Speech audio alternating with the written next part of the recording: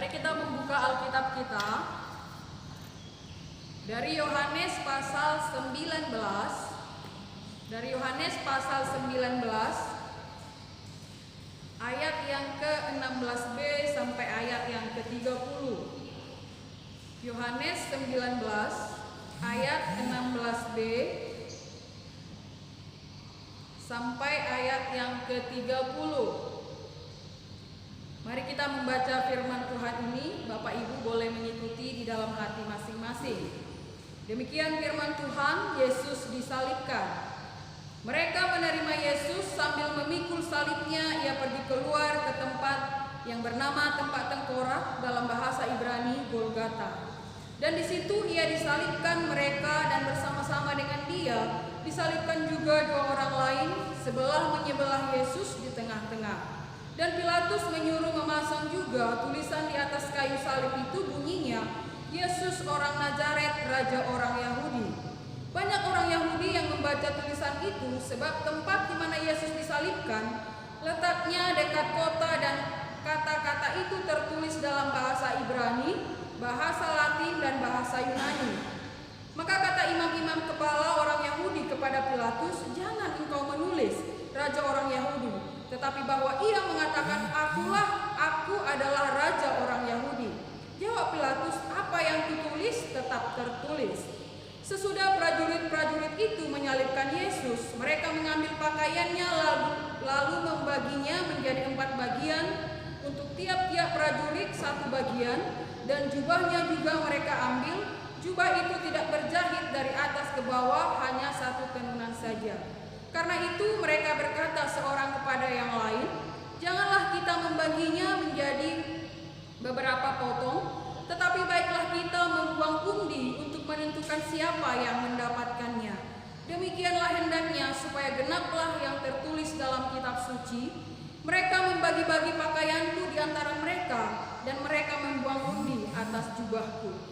Hal itu telah dilakukan prajurit-prajurit itu, dan dekat salib Yesus berdiri ibunya dan saudara ibunya Maria, istri Klopas, dan Maria Magdalena. Ketika Yesus melihat ibunya dan murid yang dikasihinya di sampingnya, berkatalah ia kepada ibunya, "Ibu, inilah anakmu." Kemudian katanya kepada murid-muridnya, "Inilah ibumu." Dan sejak saat itu murid itu menerima dia di dalam rumahnya. Sesudah itu, karena Yesus tahu bahwa segala sesuatu telah selesai, berkatalah ia, "Sudah genaplah yang tertulis dalam kitab suci, aku haus."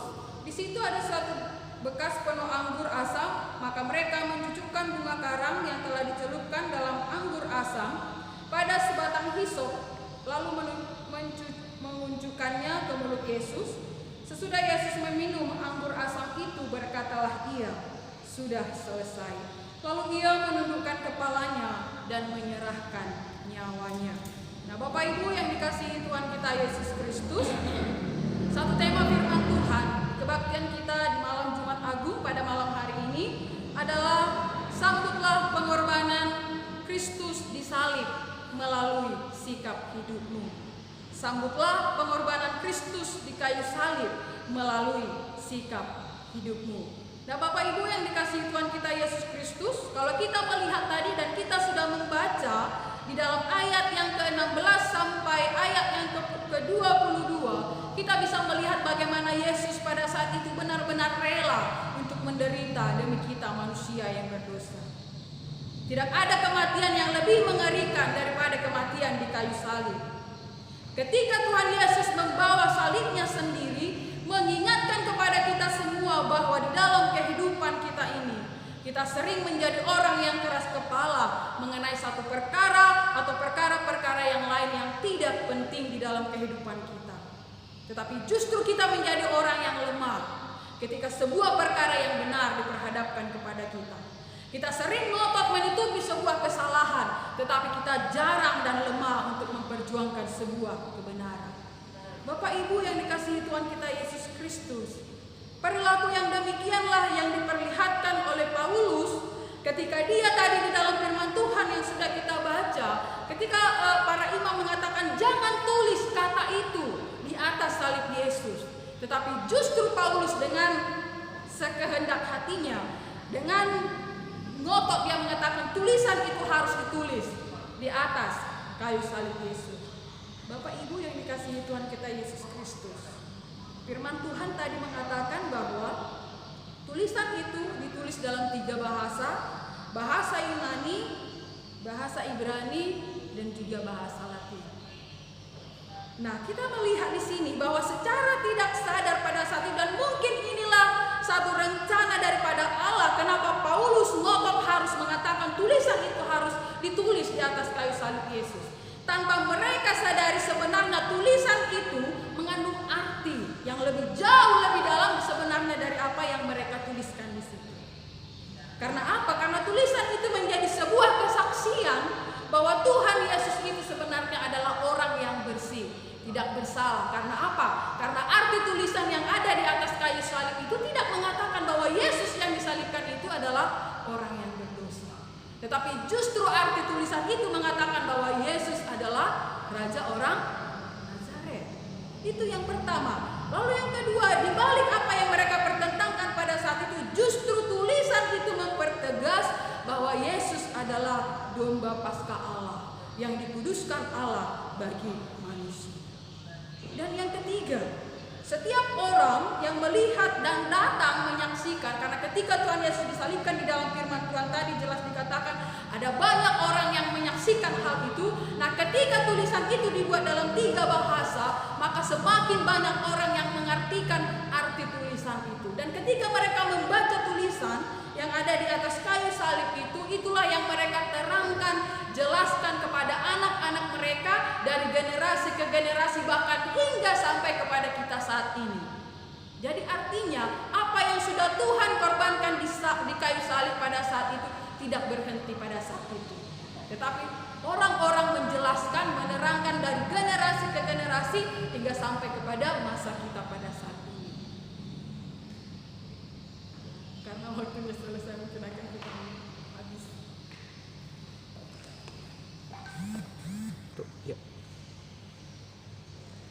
Kita akan lanjutkan. Lalu kita akan melihat di ayat yang ke-23 sampai ayat yang ke-24. Di dalam firman Tuhan tadi sudah kita baca bahwa ada 4 prajurit yang ditugaskan untuk penyaliban Tuhan Yesus. Sesudah Tuhan Yesus disalibkan, mereka tidak mempunyai tugas apa-apa lagi, sehingga yang mereka lakukan pada saat itu adalah mereka mencoba untuk memperebutkan pakaian yang dipakai jubah Tuhan Yesus pada saat itu. Nah, kalau kita berpikir secara logika, Bapak Ibu yang dikasihi Tuhan kita Yesus Kristus, apa untungnya mereka membagi-bagikan hal itu? Tidak ada untungnya. Tetapi kenapa 4 prajurit itu melakukan hal itu? Karena mereka mau menunjukkan kepuasan hati mereka yang sangat jahat terhadap Tuhan Yesus. Atau mungkin mereka berpikir karena ketika mereka mendengar bahwa ada orang, ada perempuan yang hanya menyentuh jubah Tuhan Yesus saja sudah sembuh. Itu menjadi satu kepuasan, itu menjadi satu ejekan ketika mereka memperebutkan hal itu. Nah, selain itu Bapak Ibu yang dikasihi Tuhan kita Yesus Kristus, gambaran ke-4 prajurit ini yang merasa tidak mau tahu dengan apa yang sudah dilakukan oleh Tuhan Yesus, itu juga yang terjadi di dalam kehidupan kita pada saat ini. Ada banyak orang, termasuk juga anak-anak Tuhan di dalamnya, yang justru tidak mau tahu, yang tidak peduli dengan apa yang sudah Tuhan Yesus korbankan di kayu salib, yang justru menolak kasih yang sudah Tuhan Yesus bawa ke tengah-tengah dunia ini. Nah, Bapak Ibu yang dikasihi Tuhan Yesus Kristus, apakah kita akan menjadi bagian atau kita akan menjadi seperti 4 prajurit ini yang tidak mau tahu, yang tidak peduli dengan karya keselamatan yang Tuhan sudah berikan di dalam kehidupan kita? Lalu kita melihat di ayat 25 sampai 27, kita melihat di sini bagaimana kasih Allah yang luar biasa itu, yang lebih mengutamakan keselamatan, yang lebih mengutamakan orang lain daripada dirinya sendiri. Tuhan Yesus tahu bahwa sebentar lagi ketika dia disalibkan itu, sebelum sampai pas jam 3, dia mengetahui bahwa semuanya akan selesai.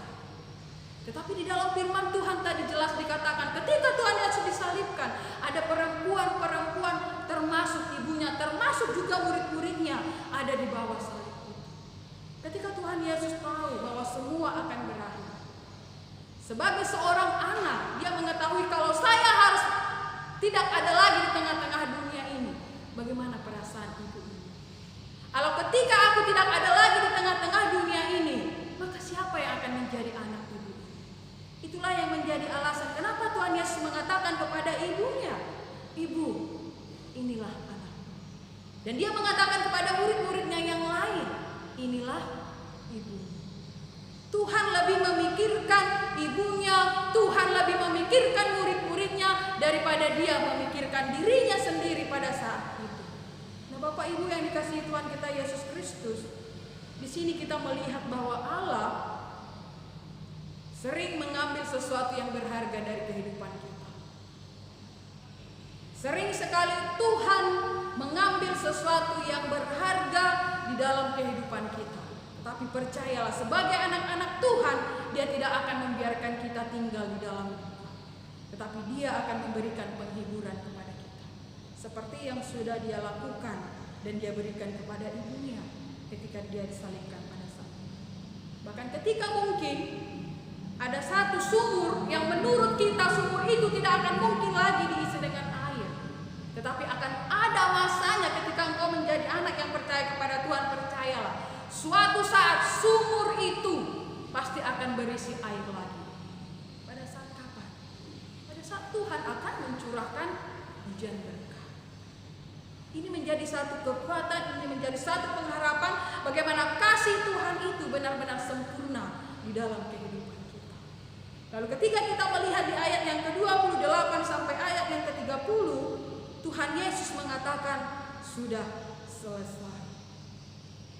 Ketika serdadu-serdadu itu mendengar, Tuhan Yesus berkata, "Aku haus." Tetapi justru bukan air yang menyejukkan yang mereka berikan, tetapi mereka memberikan asam, yang justru itu sesuatu yang sebenarnya tidak perlu dan tidak dibutuhkan Tuhan Yesus pada saat itu. Bayangkan ketika kita sedang haus, tetapi orang justru memberikan asam kepada kita. Tetapi itulah yang diberikan oleh serdadu itu pada saat itu. Dan ketika Tuhan Yesus mengatakan sudah selesai, maka selesailah segala pekerjaannya di tengah-tengah dunia ini. Segala kepahitan, segala penderitaan, penganiayaan, ejekan yang diberikan oleh orang kepada Dia, semuanya sudah Dia selesaikan. Kematian Kristus di atas kayu salib membuka jalan dan pengharapan bagi manusia yang percaya kepadanya. Penderitaan tubuhnya yang terpuruk sudah diselesaikan, dan pada akhirnya Dia kembali kepada Bapa. Dia menundukkan kepalanya dengan sukarela, bukan menunjukkan Dia menyerah, Dia kalah terhadap dunia ini, tetapi Dia menundukkannya karena Dia bukan berasal dari dunia ini, tetapi Dia berasal dari firman Tuhan, firman yang sudah menjadi manusia.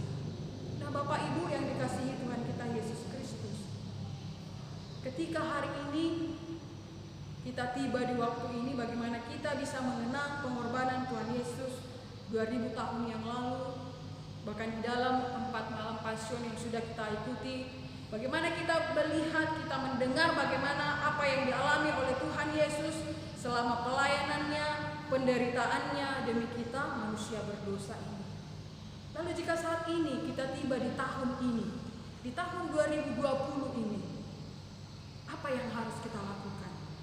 Bagaimana sikap kita di dalam mengenang pengorbanan yang sudah Tuhan Yesus berikan di sepanjang kehidupan kita? Yang pertama, mari kita jadikan salib itu menjadi sebuah kebanggaan. Alkitab berkata, salib adalah kebodohan bagi mereka yang binasa. Salib adalah kebodohan bagi mereka yang binasa. Oleh karena itu jangan kaget akan banyak orang yang menertawakan ketika engkau memikul salib. Akan banyak orang yang mengejek engkau ketika engkau setia kepada Tuhan. Tetapi ingatlah satu hal, ketika salib itu menjadi sebuah kebanggaan bagimu, maka ada kemuliaan yang Tuhan sediakan di dalam kehidupanmu. Lalu yang kedua, jadikanlah salib itu sebagai sumber pengharapan. Jadikan salib Kristus itu sebagai sumber pengharapan, baik di dalam kehidupan maupun di dalam kematian. Apapun saat ini posisi dan kedudukan kita, ketika kita nanti masuk ke dalam liang kubur, maka segala mahkota duniawi itu pasti akan kita tinggalkan. Harapan kita satu-satunya adalah kita berada dekat juru selamat kita, yang sudah mati di kayu salib sehingga kita memperoleh hidup yang kekal. Lalu yang ketiga, jadikanlah salib itu sebagai sumber ide dan kekuatan dalam kehidupan kita. Bapak Ibu yang dikasihi Tuhan kita Yesus Kristus, salib itu menjadi sebuah kebanggaan bagi orang yang mengerti salib yang sesungguhnya. Oleh karena itu, kalau kita saat ini memikul salib, kalau saat ini kita diperhadapkan dengan salib yang begitu berat, jangan menyerah, jangan berputus asa. Karena apa? Karena salib yang dipikul Tuhan Yesus 2000 tahun yang lalu itu jauh lebih besar. Itu jauh lebih dibandingkan dengan apa yang sudah kita alami pada saat ini. Oleh karena itu, Bapak Ibu yang dikasihi Tuhan kita Yesus Kristus, pandanglah salib. Karena ketika engkau melihat salib, itu akan menjadi sebuah kekuatan bagimu.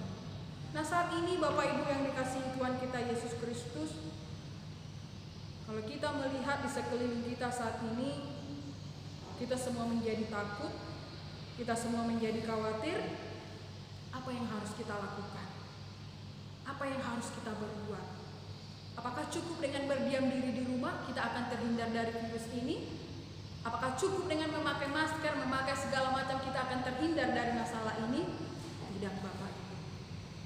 Tapi mari kita memandang salib Kristus, bahwa pergumulan, ketakutan yang sedang kita alami pada saat ini itu tidak sebanding dengan apa yang sudah Tuhan selesaikan di kayu salib bagi kita.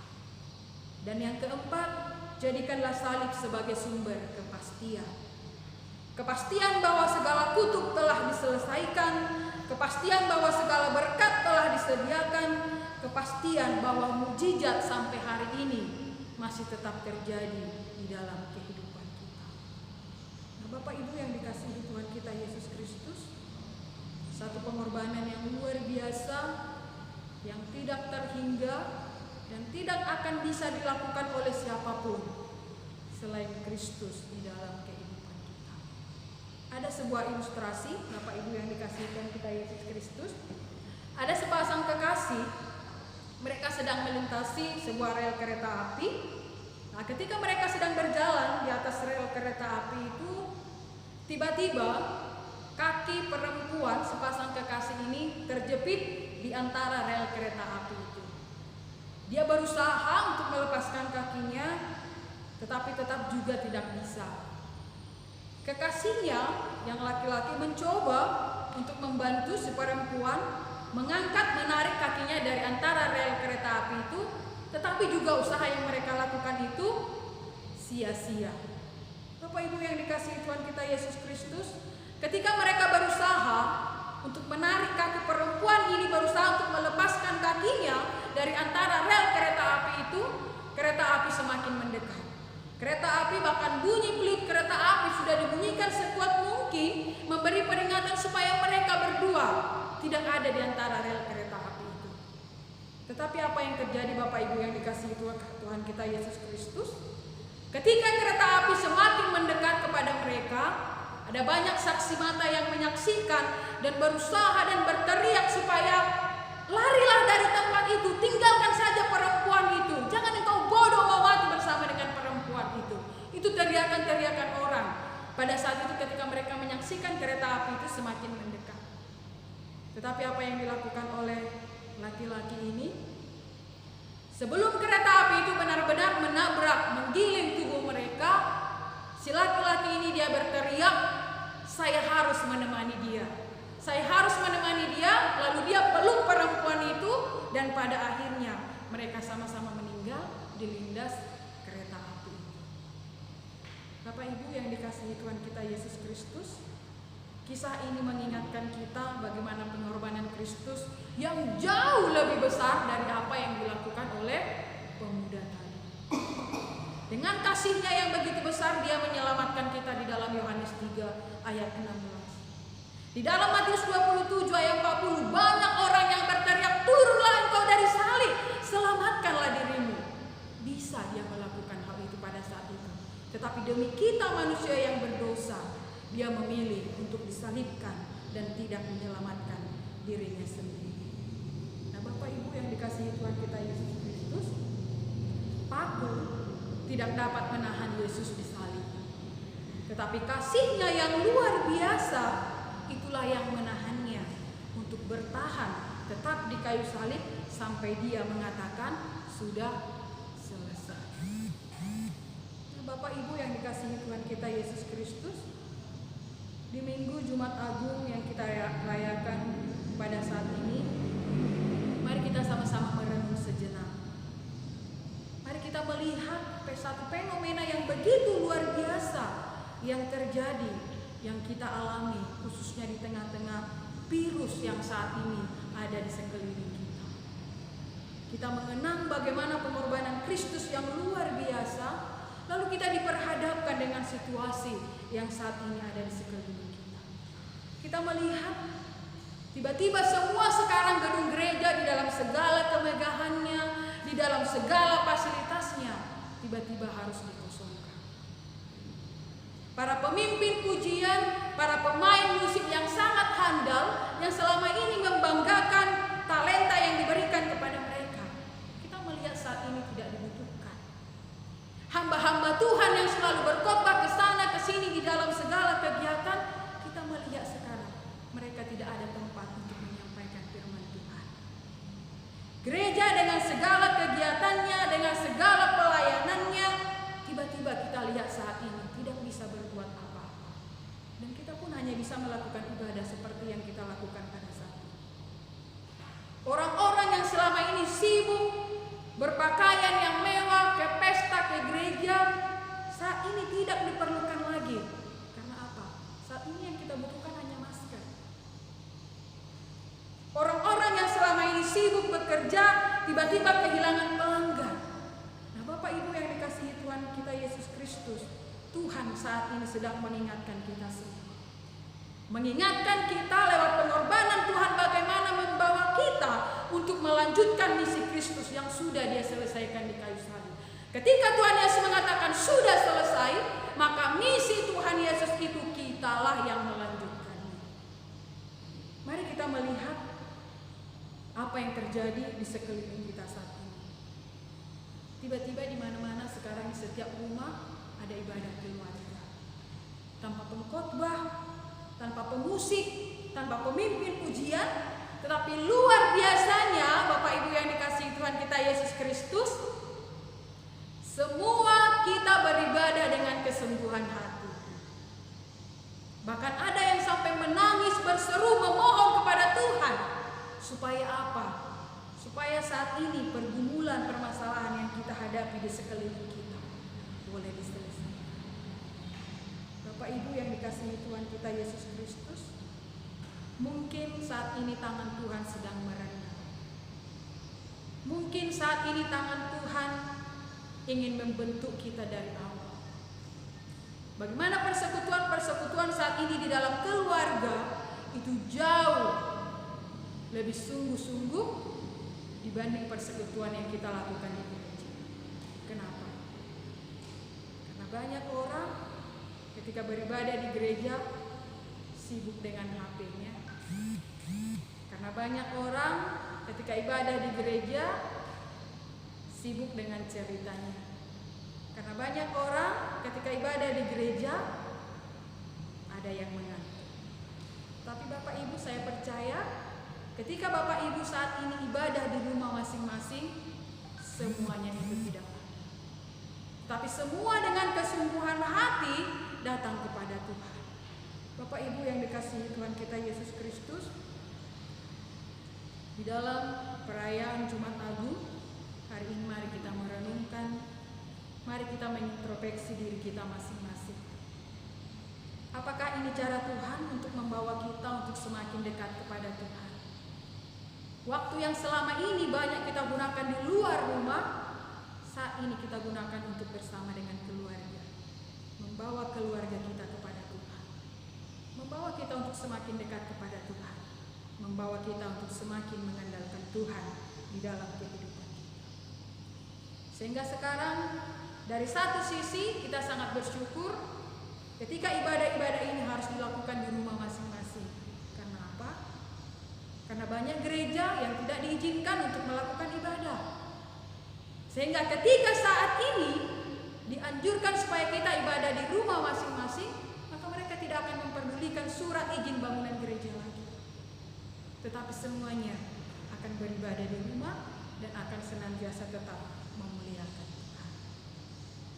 Biarlah firman Tuhan ini membawa satu perenungan bagi kita semua, khususnya ketika kita tiba di Jumat Agung ini, bahkan ketika kita diperhadapkan dengan situasi yang terjadi pada saat ini, tidak membuat iman kita menjadi goyah, tidak membuat iman kita menjadi luntur, tetapi akan membuat kita di dalam keterbatasan yang kita miliki saat ini. Tetapi iman kita tidak terbatas. Kita boleh terbatas di dalam menjalani, mengerjakan segala pekerjaan kita, tetapi kita tetap memiliki iman yang luar biasa. Amin. Untuk mengganti doa kita, mari kita mengangkat lagu pujian Bukan Dengan Barang Fana. Tadi sudah saya bagikan di WA gereja kita.